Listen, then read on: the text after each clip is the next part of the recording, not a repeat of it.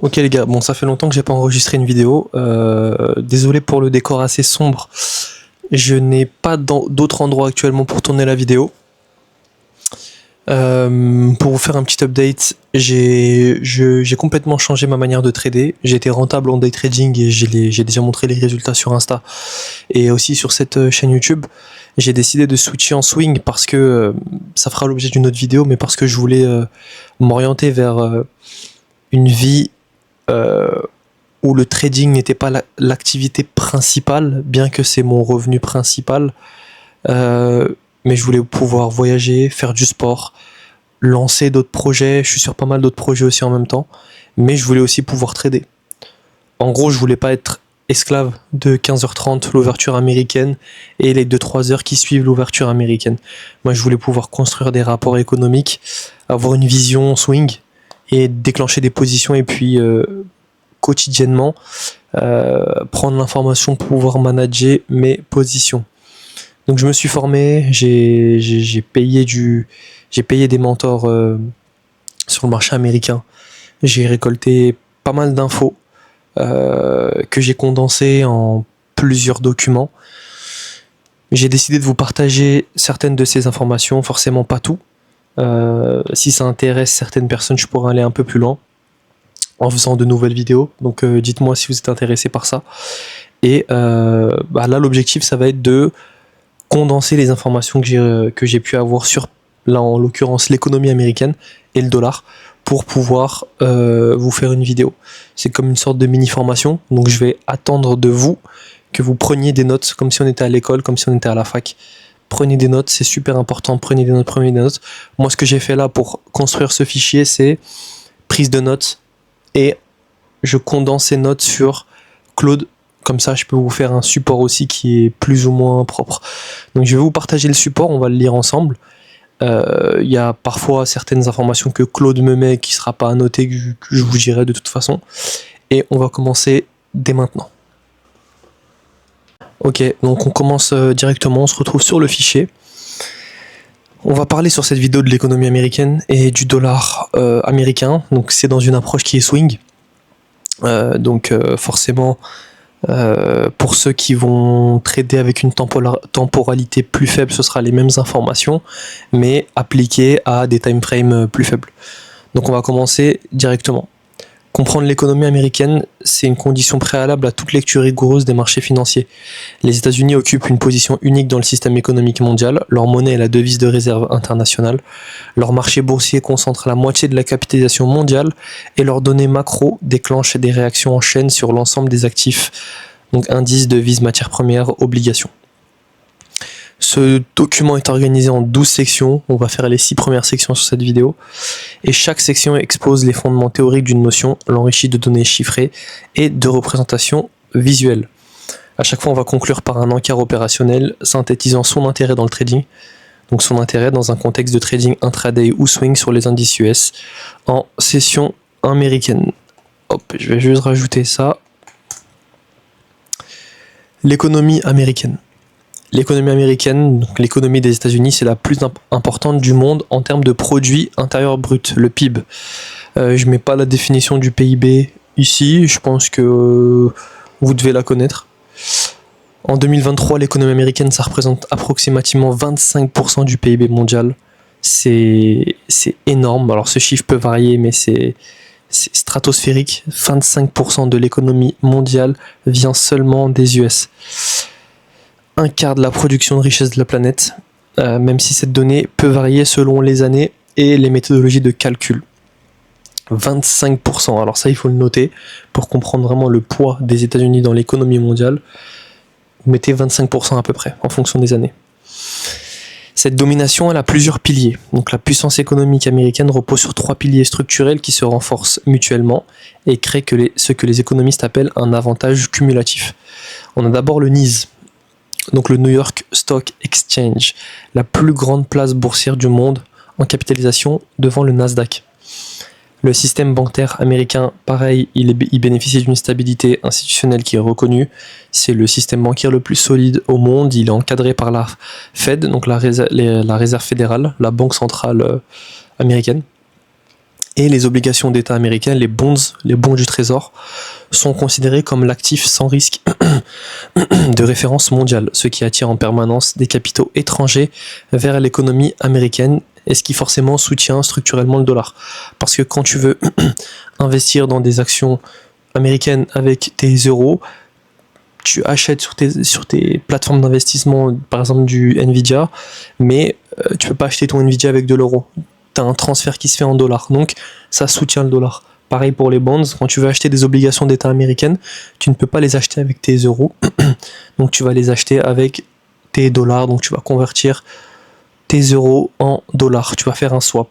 Tout ça, ça va soutenir la devise et aussi, on a le marché d'action le plus intéressant, le plus dynamique du monde, les obligations qui sont considérées comme l'actif sans risque de référence mondiale, la plus grande place boursière au monde, 25% du PIB mondial. On va voir ensuite que c'est un pays qui est aussi autosuffisant. Donc on va continuer. Les ressources naturelles. Les États-Unis sont le premier producteur mondial de pétrole et un producteur majeur de gaz naturel, notamment grâce à l'essor de la production de schiste depuis 2010, peu importe. Abondance énergétique, voilà, bon, notez juste que c'est le premier producteur mondial de pétrole. Bien sûr, ils achètent quand même le pétrole dans d'autres pays parce qu'il y a différentes qualités de pétrole, mais globalement, sur ce point-là, ils sont quand même autosuffisants. Et l'innovation technologique, leader mondial en matière de technologie, de recherche et de développement, mais aussi de budget investi en recherche et développement. Les entreprises les plus capitalisées au monde sont américaines, Apple, Microsoft, Alphabet, Amazon, Nvidia. Et aussi, ils ont les universités de rang mondial, Harvard, MIT, Stanford. Ça alimente un écosystème entrepreneurial unique, combiné à une culture de la prise de risque et de la création d'entreprises sans équivalent dans d'autres grandes économies. Donc c'est simple, ils ont la plus grande place boursière au mondial, ils ont le marché action le plus dynamique, ils ont les bonds qui sont considérés comme l'actif sans risque, les ressources naturelles ils sont autosuffisants, l'innovation technologique, les meilleures universités, une culture de la prise de risque, une fiscalité aussi avantageuse pour les entrepreneurs en fonction des États. C'est les leaders sur plein de domaines. Alors on dit souvent qu'ils sont un peu titillés, contestés par la Chine par exemple, ce qui est vrai, mais ils restent quand même sur plein de secteurs quand même leaders mondiaux. Ils ont aussi d'autres facteurs de puissance, la culture entrepreneuriale qui est forte aux US, l'accès au capital qui est facilité pour les PME, les universités d'élite productrices d'innovation. Ils ont aussi une influence géopolitique considérable, ils ont beaucoup d'accords commerciaux, bilatéraux et multilatéraux. On verra juste après de quoi est composée leur économie et aussi qui sont leurs principaux partenaires commerciaux. Ils ont un marché intérieur qui est massif, une production intérieure massive, une population de 330 millions d'habitants avec un fort pouvoir d'achat, donc la demande intérieure qui est moteur de croissance est très forte. Le PIB américain, il faut comprendre sa répartition sectorielle, donc sa répartition en fonction des secteurs, pour comprendre quelles données économiques qui sont publiées chaque semaine vont avoir le plus d'impact sur les marchés. L'économie américaine, c'est avant tout une économie de services à 75%. 75% de l'économie américaine, c'est des services. 20% c'est l'industrie et 5% c'est l'agriculture. Une économie à 75% tirée par les services signifie que le PMI service est structurellement plus impactant pour les marchés que le PMI manufacturier. Donc quand vous avez le PMI manufacturier et service qui est publié, forcément vous allez plus regarder le PMI service parce que l'économie américaine est composée à 75% de services. Lorsque les deux divergent, c'est toujours la tendance des services qui donne le ton de l'économie réelle. Donc les services, c'est les GAFA, Google, Amazon, Facebook, Alphabet, enfin Facebook qui est devenu Meta, Wall Street, la santé, la grande distribution, Amazon, Walmart, Netflix, Disney, etc. Le commerce extérieur américain, là ça devient intéressant. Alors je sais que c'est pas la vidéo la plus sexy, c'est assez scolaire. Prenez quand même des notes, j'ai une série de vidéos qui va être publiée qui pourra vraiment vous aider, il faut passer par là. Contrairement à ce que l'on pourrait attendre d'une économie aussi puissante, les États-Unis sont structurellement déficitaires dans leurs échanges commerciaux. Ils importent davantage qu'ils n'exportent, ce qui a des implications directes sur la dynamique du dollar. Alors si tu importes plus que tu n'exportes déjà, tu as tout intérêt à avoir un dollar qui est plus fort que les autres devises. Ça, on le verra après, mais c'est hyper important pour importer moins cher. Ils importent à 66% et ils exportent à 33%. Un pays qui n'importe plus qu'il n'exporte a structurellement besoin d'une monnaie forte pour maintenir son pouvoir d'achat international.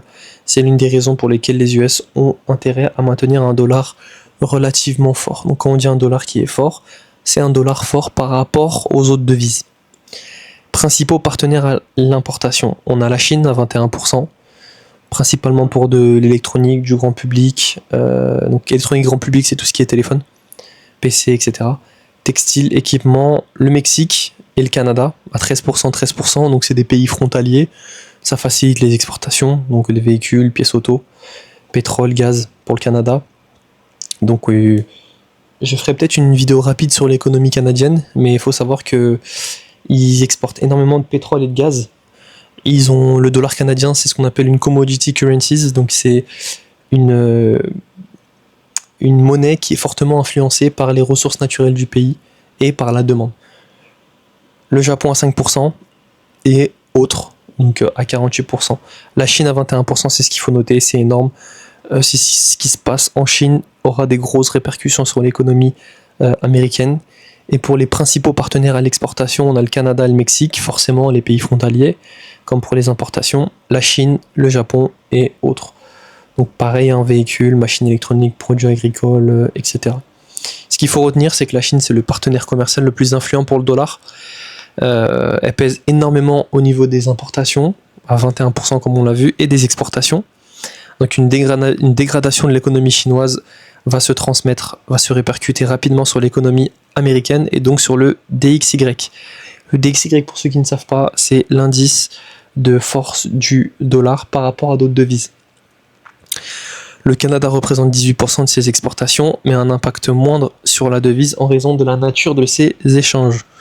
Comme on peut le voir, Canada, c'est pétrole, gaz naturel, bois, pièces automobiles, et en exportation, c'est véhicules électroniques, produits agricoles, etc., etc. Donc c'est des facteurs qui sont moins volatiles, sauf pour les ressources naturelles, mais moins volatiles que ce qu'on peut avoir avec la Chine, par exemple, donc l'électronique. La structure sectorielle du PIB, donc 75% de services, va hiérarchiser le calendrier économique. Donc quand vous aurez des annonces, il faut regarder si ça concerne le secteur des services. Donc si par exemple vous avez les créations d'emplois dans le secteur non agricole, ça va être très important. Le rapport Jolt, pareil, très important. Les PMI services, très important. Ça va toujours primer sur les indices manufacturiers ou de construction. Donc en cas de publication simultanée de PMI service et PMI manufacturier, le premier, donc le service, va primer sur le deuxième pour évaluer la santé réelle de l'économie américaine et anticiper la réaction des indices et des devises. Une dégradation brutale des données chinoises, PMI manufacturier ou la balance commerciale, ou le GDP, donc qui est le PIB, peut déclencher un sentiment risk-off sur le S&P et sur le Dow, même en l'absence de publications US, même si on va privilégier les publications US. Ok, on reprend, j'ai été coupé. Une dégradation brutale des données chinoises, ça peut avoir un impact et ça peut impacter le sentiment du risque et déclencher des réactions sur le S&P, le Dow ou même sur le marché des indices, même s'il n'y a pas de publication US. Donc forcément, on va privilégier quand même les publications US. Et on l'a vu en avril 2025, les tensions commerciales US-Chine, hausse des tarifs douaniers, restrictions d'exportation technologique, ça a été des catalyseurs de volatilité. Sur les indices, c'était le bordel.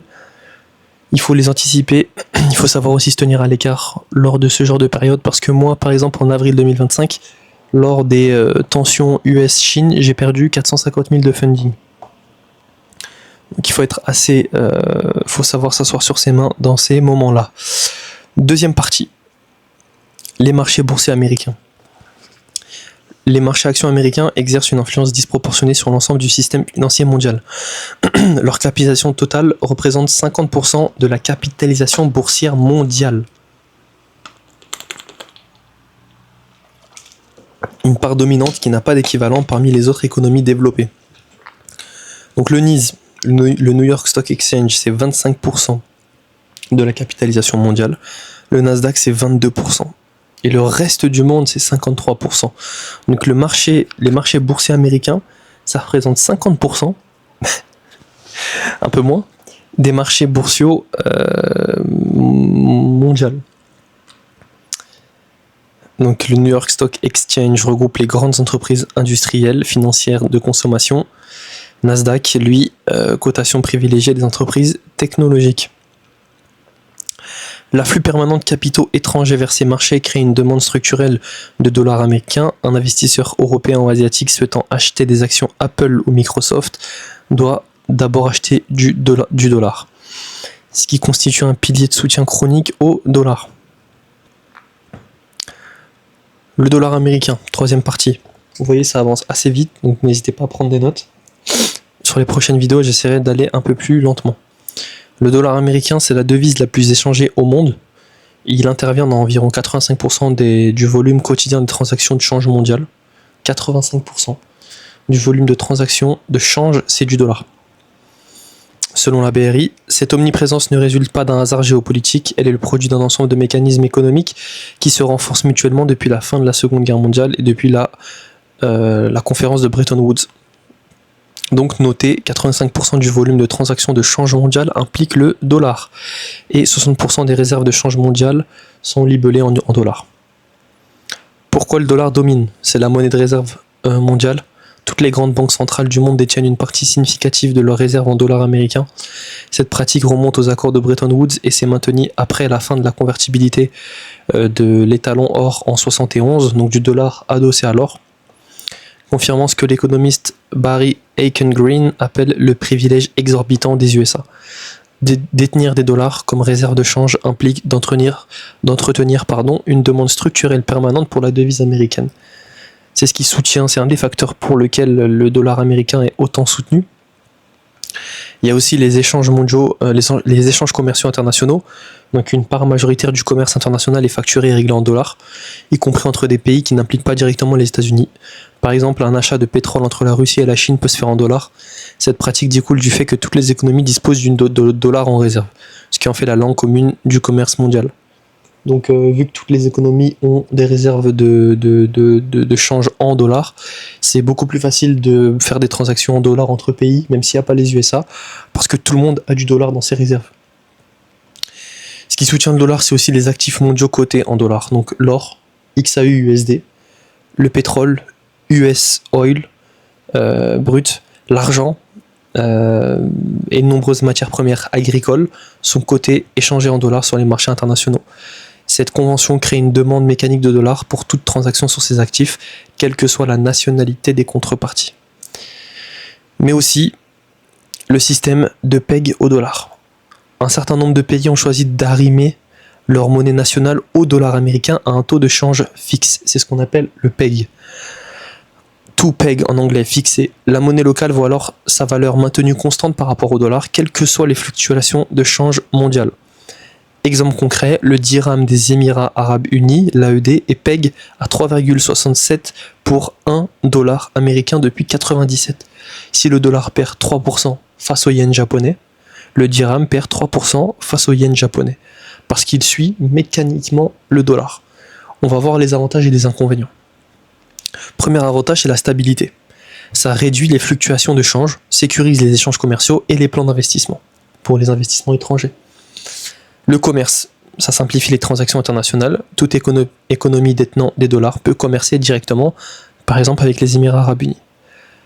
Avantage, le troisième, la confiance. Ça renforce la crédibilité de la monnaie locale vis-à-vis des investisseurs étrangers qui perçoivent moins de risques de dévaluation parce que, encore une fois, le dollar, c'est la monnaie de réserve internationale. Donc si tu es PEG au dollar, tu as la sécurité du dollar face aux autres devises.